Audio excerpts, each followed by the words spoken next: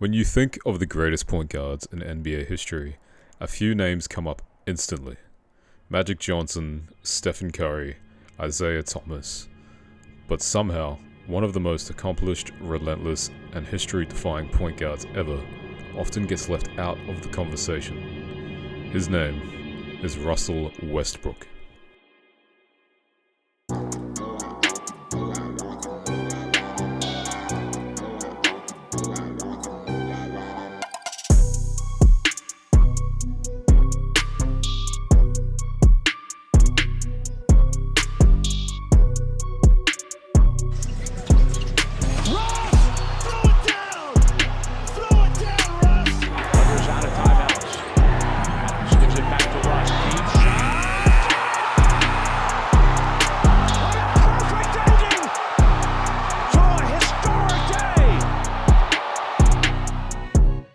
He's the NBA's all-time leader in triple-doubles, a former MVP, a 9-time All-Star, and yet he's often criticized more than celebrated, doubted more than respected. This is the story of Russell Westbrook, the human highlight reel, the misunderstood machine, and perhaps the most underrated superstar the game has ever seen.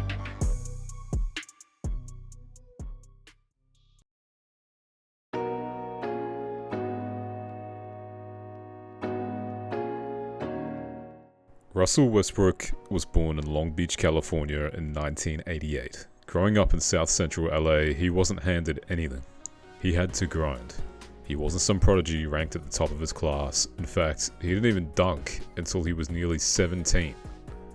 Russ joined UCLA in 2006, and at UCLA, he wasn't even a starter at first. He played behind Darren Collison, but that never stopped him. Every time he stepped on the court, he left his imprint. That dog mentality, that fire, that unmatched energy. He didn't wait for permission to become a star. He just worked until he was undeniable. In 2008, the Seattle Supersonics became the Oklahoma City Thunder, and with the 4th pick, they took Westbrook. A pick many questioned at the time, but it didn't take long to see why. Westbrook teamed up with Kevin Durant and, eventually, James Harden. That trio looked like the future. By 2012, they made the NBA Finals, and Westbrook was only 23 years old. He dropped 43 points in Game 4 of the Finals, one of the greatest performances in Finals history, and yet, forgotten. After Harden was traded, Westbrook and KD remained the heart of OKC, and for years, Russ was the engine, the fire, the pace. The reason that team remained a contender. He wasn't always polished, he made mistakes, took wild shots, but he never ever coasted. No player in the league played harder every night. And then, in 2016, everything changed. Stephen A., the news again coming in moments ago, Kevin Durant heading to the Golden State Warriors. How are you viewing this move from Durant? Well, I'm viewing it as the weakest move I've ever seen from a superstar. I found out like y'all found out on the news, on the cell phones, the social media. Man, listen, I understand free agency. I understand, have an opportunity to go where we need to go. But once that happened, I told Sam, what's next? When Kevin Durant left for Golden State, it was supposed to be the end of OKC. But Westbrook? He turned heartbreak into fuel.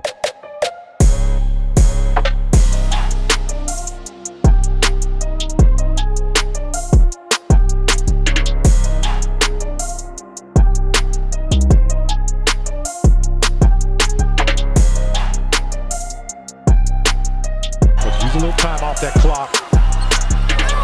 Get the shots you want. Oh, Russell. Okay. All the option free. Lord. Westbrook. The fact you can get that information while the clock is ticking is impressive. And another 3, Westbrook. Why not? Why not? 45. And the running man, Russell Westbrook. The 2016-17 season was a storm.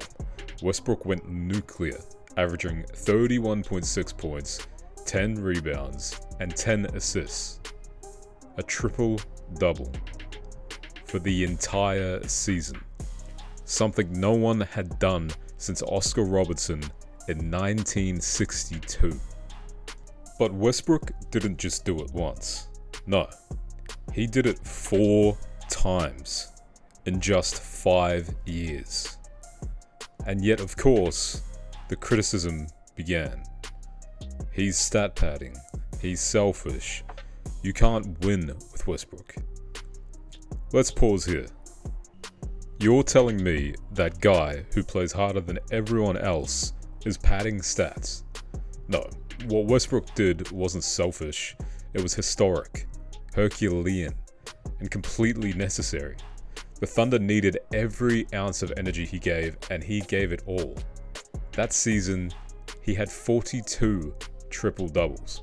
The Thunder won 80% of the games in which he got one. This wasn't empty effort, it was impact. He carried a team whose starting lineup consisted of a rookie Domantas Sabonis averaging 5 points per game, Andre Roberson, Steven Adams, and a young Victor Oladipo to a 47-35 record and a stacked Western Conference by himself. And yet, somehow the narrative flipped. Let me ask you this. Is Westbrook a championship player?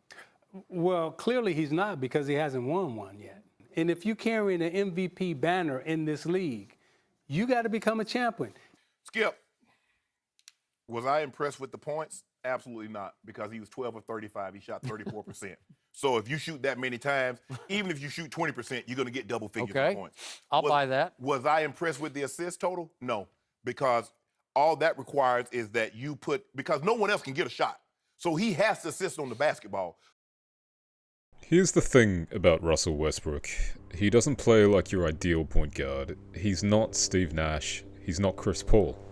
He's chaos in motion. Controlled destruction.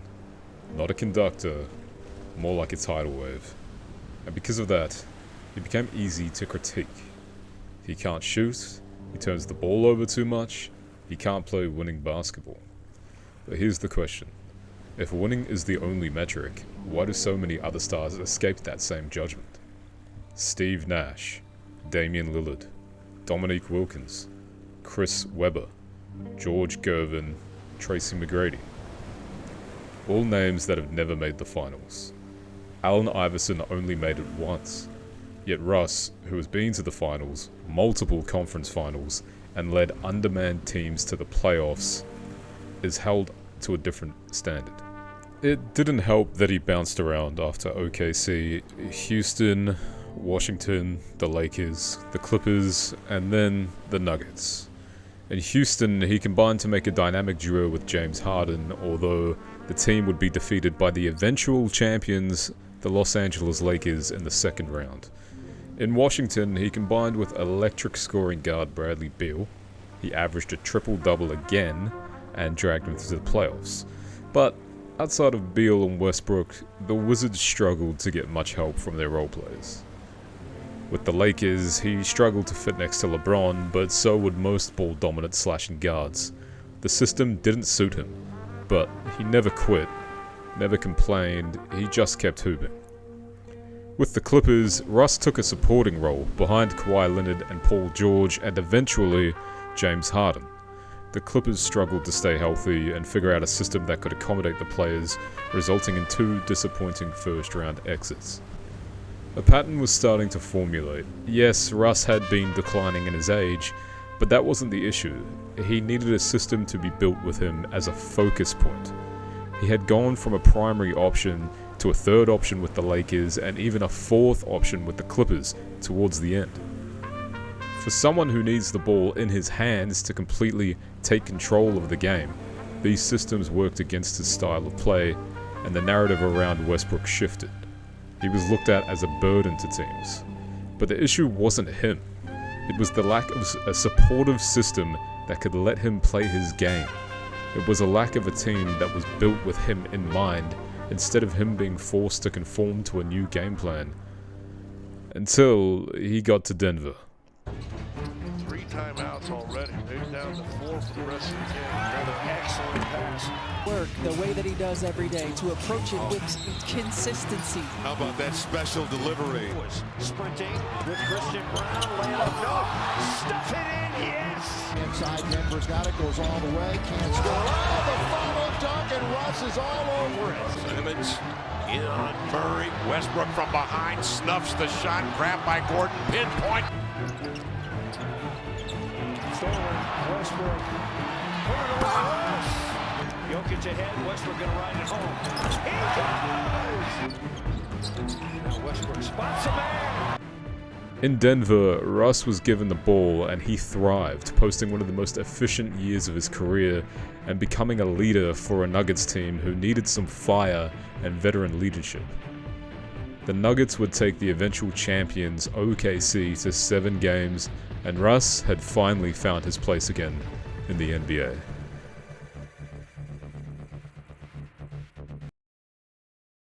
Russell Westbrook's legacy is not just in the numbers, though the numbers are wild. Most triple-doubles in NBA history, 198 and counting. MVP, 9-time All-Star, 9 times All-NBA, 2-time scoring champ, All-Star Game MVP, as well as averaging a triple-double for 4 seasons. But more than that, he's a symbol of effort, of intensity, of refusing to quit. He made averaging a triple-double, something that had only been done once previously in NBA history, normal. What had been previously thought to never have been possible again, he made the new normal. He was so ridiculously good that anything less than near impossible was a disappointment to people. He revolutionized the triple-double so much that we barely even talked about it when he did it 3 more times. Or when most recently Nikola Jokic achieved the same remarkable feat. Westbrook is not for everyone, but if you love the game, if you love passion, grit, and heart, he's everything you want in a player. He's not perfect, but he's real. And in a league that often favors style over substance, Russ never changed who he was to please the media or the fans. Russell Westbrook will retire one day, and some will still call him overrated. They'll bring up shooting percentages, turnovers, playoff exits, but those who watched him, really watched, will know the truth. Russ changed the game of basketball. He was one of one. A thunderstorm in sneakers. A walking triple-double.